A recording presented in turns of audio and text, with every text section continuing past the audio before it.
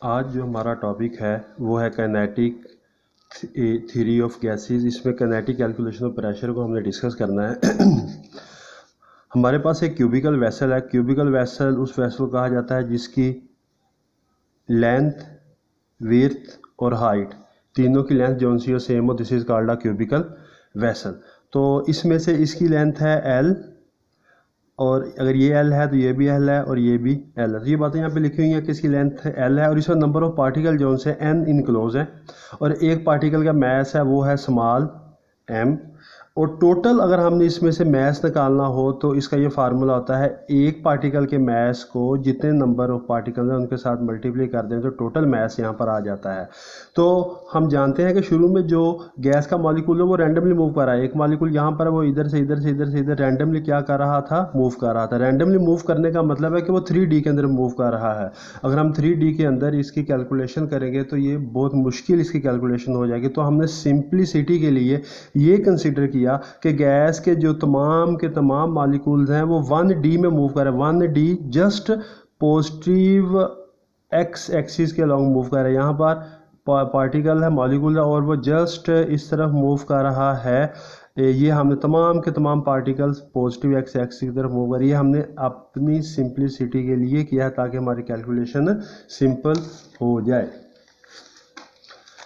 अच्छा, अब कंटेनर के साथ स्ट्राइक करने से पहले ये मेरे पास एक क्यूबिकल वेसल है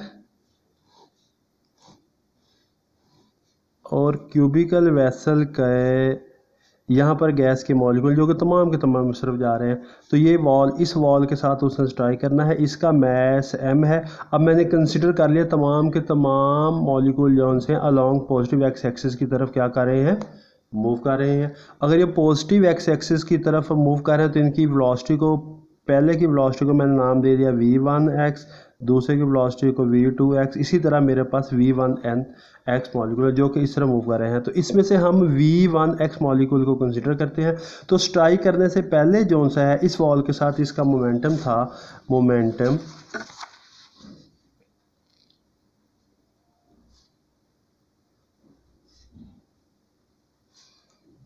बिफोर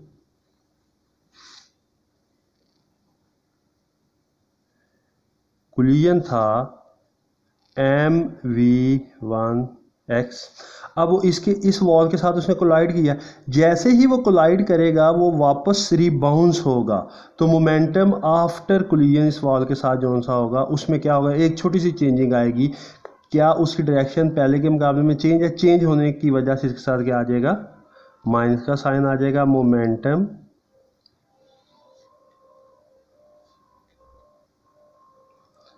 आफ्टर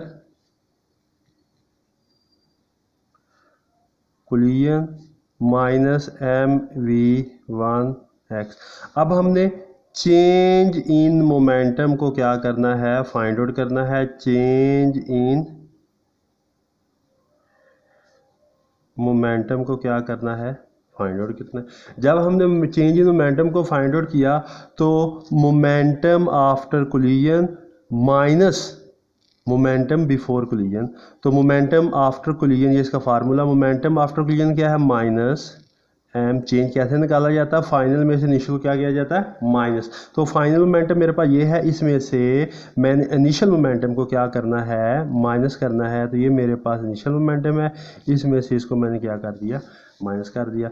तो मेरे पास चेंज इन मोमेंटम आ जाता है, चेंज इन मोमेंटम आ जाता है -2mv1x। ये मेरे पास क्या आ गया, चेंज इन मोमेंटम।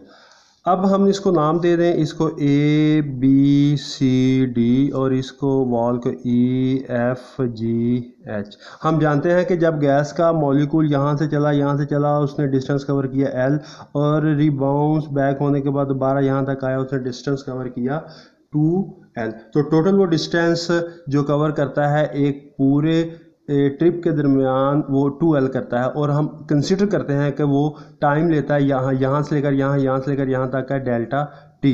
तो हम जानते हैं कि S is equal to v t के बराबर होता है।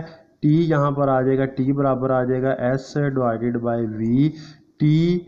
हमने कंसीडर किया है कि वो टाइम है डेल्टा टी। एस कितना डिस्टेंस कवर किया उसने किया 2L और उसकी वेलोसिटी क्या है v1 x, ये क्या है उसकी वेलोसिटी। तो अगर हमने फ्रीक्वेंसी कोलिजन फ्रीक्वेंसी निकालनी हो, इसकी कोलिजन फ्रीक्वेंसी का मतलब है कि वो 1 सेकंड में कितनी उसने ट्रिप को कंप्लीट किया। तो वो फ्रीक्वेंसी का फार्मूला होता है बेटा, वो टाइम को डेल्टा टी पे डिवाइड कर देंगे तो आपके पास क्या आ जाती है फ्रीक्वेंसी। तो यहाँ पर आएगा 1 our 2L divided by v1x। तो ये फ्रीक्वेंसी जो सी है वो हमारे पास आ गई v1x डिवाइडेड बाय 2L। ये हमारे पास उसकी क्या आ गई, फ्रीक्वेंसी आ गई। अच्छा, ये भी बात हम जानते हैं कि rate of change of momentum किसके बराबर होता है, फोर्स। ये प्रीवियस नॉलेज है कि rate of change in momentum is equal to applied force. इसको मैं मैथमेटिकल वे में, इस चीज़ को मैथमेटिकल वे से लिखूंगा तो कैसे लिखूंगा, rate of change of momentum मतलब कि फोर्स बराबर होती है change in momentum divided by time. Mathematically मैं इसको ऐसे लिखूँ, चेंज इन मोमेंटम किसके बराबर, -2mv1x divided by delta T. और यहाँ पर फोर्स, हम जो फोर्स करेंगे क्योंकि जस्ट अलोंग एक्स एक्सिस की तरफ मूव कर रहा था तो हम इसको नाम देंगे v1x। डेल्टा टी की वैल्यू जो हमने प्रीवियस निकाली हुई है, ये वाली डेल्टा टी की वैल्यू वो इसके अंदर क्या कर देंगे, हम सब्स्टिट्यूट करने जा रहे हैं। तो जैसे ही हम इसके अंदर सब्स्टिट्यूट करेंगे ये आ जाएगा -2mv1x डिवाइडेड बाई 2L। अब डेल्टा टी की जगह हमने वो वैल्यूज़ को क्या कर दिया, सब्स्टिट्यूट कर दिया। तो मेरे पास आ गया v1x is equal to, minus cancel करने के बाद मेरे पास ये स्केयर आ जाएगा और डिवाइडेड बाय L। ये मेरे पास फोर्स आ गई। ये वो फोर्स है जो कि मॉलिक्यूल इस वॉल के ऊपर क्या कर रहा है, एक्सर्ट कर रहा है। लेकिन हम जानते हैं न्यूटन का थर्ड लॉ हमें ये बताता है, बाय न्यूटन्स थर्ड ला, न्यूटन का थर्ड हमें ये बताता है जितनी फोर्स ये मॉलिक्यूल इस वॉल के ऊपर लगा रहा है, वॉल उतनी ही फोर्स इस मॉलिक्यूल के ऊपर लगा रही है, बट इन अपोजिट डायरेक्शन। तो हम उतनी फोर्स लग रही है अपोजिट डायरेक्शन होने की वजह से, जो ये वाली था इसके साथ हम माइनस का साइन लगा देंगे क्योंकि उसकी डायरेक्शन क्या है, वॉल्स उसके अपोजिट लगा रहा है। अपोजिट लगाने की वजह से ये माइनस माइनस के साथ क्या करते हैं, मल्टीप्लाई करके। तो ये वो फोर्स है जो वॉल्स उस मॉलिक्यूल के ऊपर एक्सर्ट कर रहा है। तो एक मॉलिक्यूल तो नहीं एक्सर्ट कर रहा, हमने तो एक को कंसीडर किया था, लेकिन दूसरा भी है, तीसरा भी है, चौथा भी है। तो टोटल फोर्स जोन सी है बाय एन मॉलिक्यूल जोन सी है वो मेरे पास किसके बराबर आ जाएगी, टोटल फोर्स ये है बाय एन। एक लगा रहा है वो F1, दूसरा लगा रहा है F2x, तीसरा लगा रहा है F3x plus onward Fnx molecule जिसके ऊपर क्या कर रहे हैं, वो फोर्स लगा रहे हैं। तो यहाँ पर F1x बराबर आ गया mv1x का स्क्वायर डिवाइडेड बाय L, और सेकंड के लिए आ जाएगा mv2x का square divided bye L plus onward mvnx का स्क्वायर डिवाइडेड बाय L। तो ये मेरे पास, और हम जानते हैं कि प्रेशर किसके बराबर होता है, प्रेशर बराबर होता है फोर्स पर यूनिट एरिया। ये वो फोर्स है जो कि लॉन्ग एक्स एक्सिस लग रही है, प्रेशर भी क्या होगा, एक्स एक्सिस के लॉन्ग लग रहा होगा। तो हम इसको लिख लेंगे, चलिए अगले पेज पे हम कर लेते हैं। इसको कैसे लिखेंगे, इसको लिखेंगे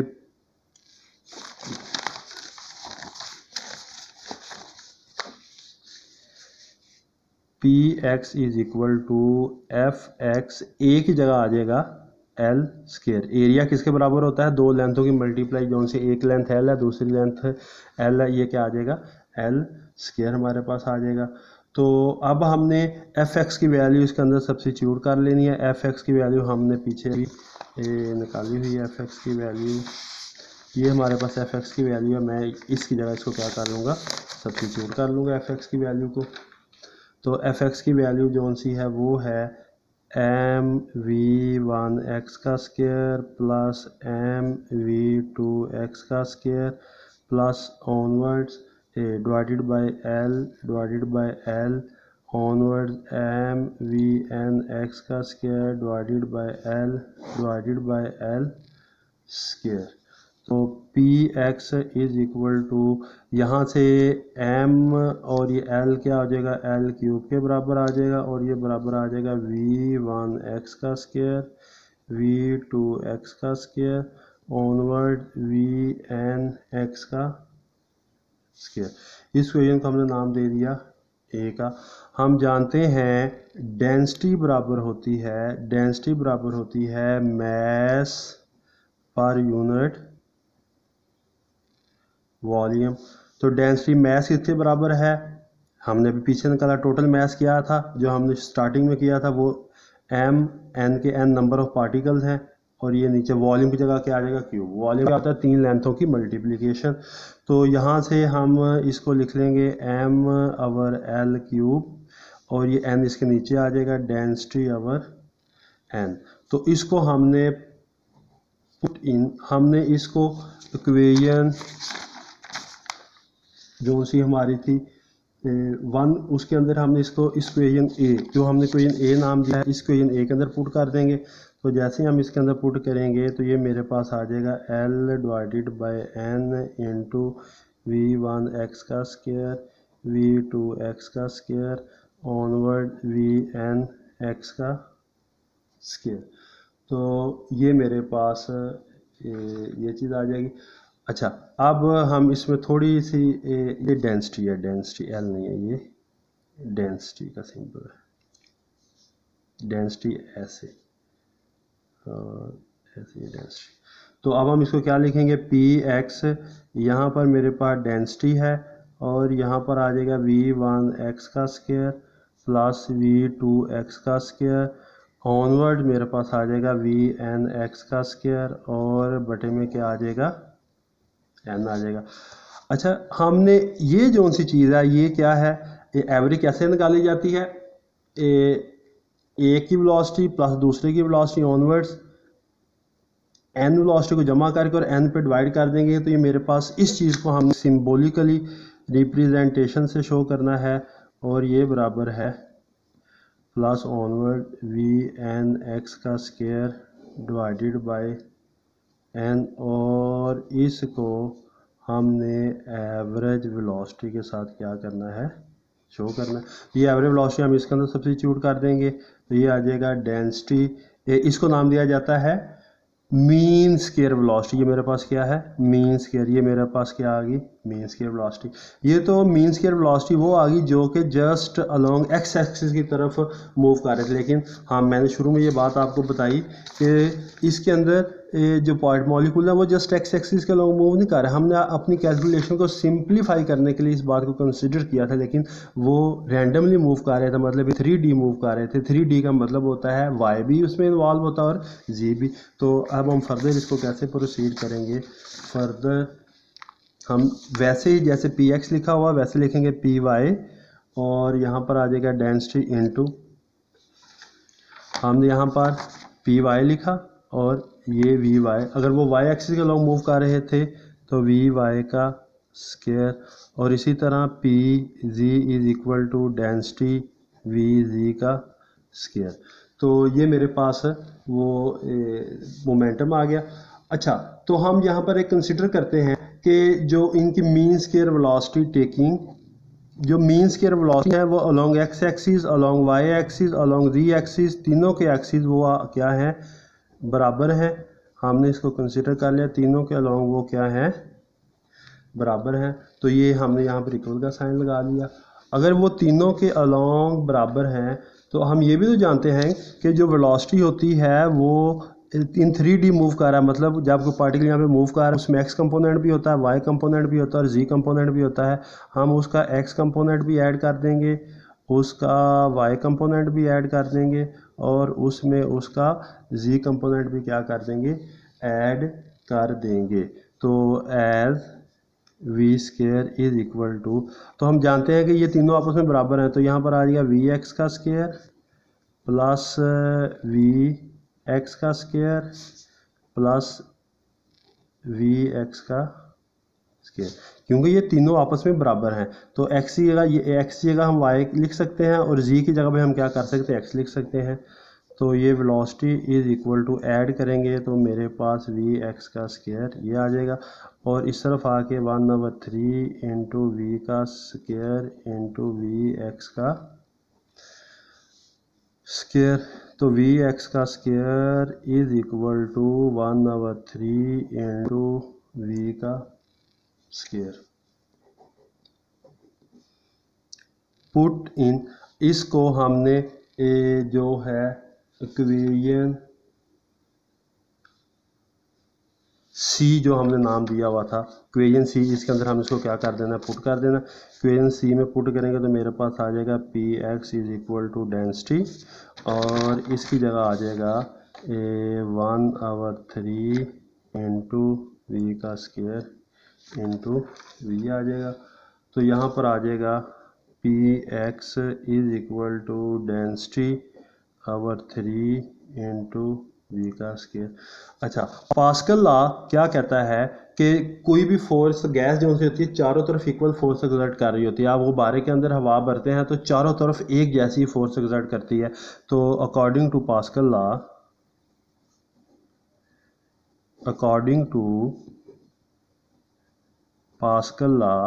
पास्कल लॉ के मुताबिक जो प्रेशर एक्स एक्सिस की तरफ है वही प्रेशर वाई एक्सिस की तरफ है, वही प्रेशर जी एक्सिस की तरफ है। तो यहाँ पे आएगा डेंसिटी/3 इंटू वी का स्केयर आ जाएगा। अब इन जनरल हम इसको इन जनरल कैसे लिख सकते हैं, इन जनरल हम इसको लिख सकते हैं P इज इक्वल टू डेंसिटी/3 इंटू वी का स्केयर और इसको इनको नाम दे दिया हमने डी का, इसको इनको नाम दे दिया हमने डी का।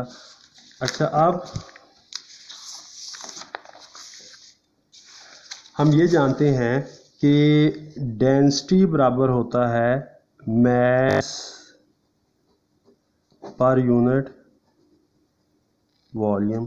तो मास यहाँ पे क्या है, एन एम, और वॉल्यूम यहाँ पर मैं लिख देता हूँ वी। तो डेंसिटी की ये जो सी वैल्यू है इसको आपने डी के अंदर क्या करना है, ये जो डी है इसकी जगह आपने डेंसिटी की वैल्यू रख देनी है। P is equal to M N into density divided by 3 into V का स्केयर। इसकी जगह हमने ये वैल्यू रख दी। तो मेरे पास जो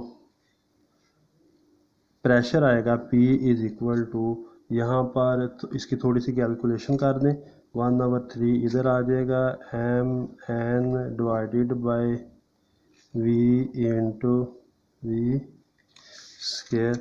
तो P इज इक्वल टू, तो हम क्या करें, 2 से इसको मल्टीप्लाई कर दें और 2 से क्या कर दें, डिवाइड कर दें। मैथमेटिकल रूल के मुताबिक अगर किसी चीज़ को 2 से मल्टीप्लाई करें, 2 से डिवाइड करें, उसमें किसी किस्म की मैथमेटिकली कोई चेंजिंग नहीं आती।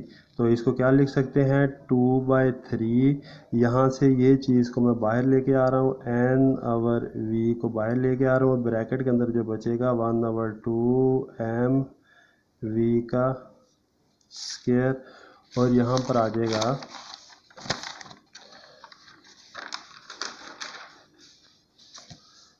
2/3, यहाँ पर आ जाएगा n नॉट, और इसको थोड़ा सा इस ब्रैकेट्स को आप स्क्वायर ब्रैकेट्स को आप बाहर लेके आ जाए।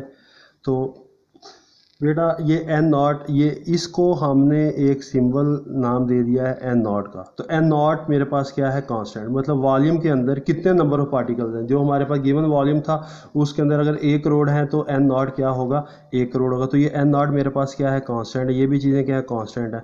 तो इसकी जगह मैं लिख सकता हूँ कांस्टेंट और 1/2 mv² इंटू वी। कांस्टेंट और इक्वल को जब हम ख़त्म करेंगे तो प्रोपोर्शनैलिटी लिखते हैं 1/2 mv²। तो P डायरेक्टली प्रोपोर्शनल, ये किसके बराबर आ गई, एवरेज काइनेटिक एनर्जी। तो यही बात हमने स्टार्टिंग में इस चीज़ को साबित करना था कि calculation of kinetic energy by pressure, मतलब कि जैसे जैसे काइनेटिक एनर्जी बढ़ती जाएगी प्रेशर क्या होता जाएगा, बढ़ता जाएगा। मतलब कि यहाँ पर जो मॉलिक्यूल है इनकी वेलोसिटी बढ़ती जाएगी, तो जो वॉल्स के ऊपर प्रेशर है वो क्या होता जाएगा, बढ़ता जाएगा। तो ये आज का हमारा टॉपिक था। शुक्रिया।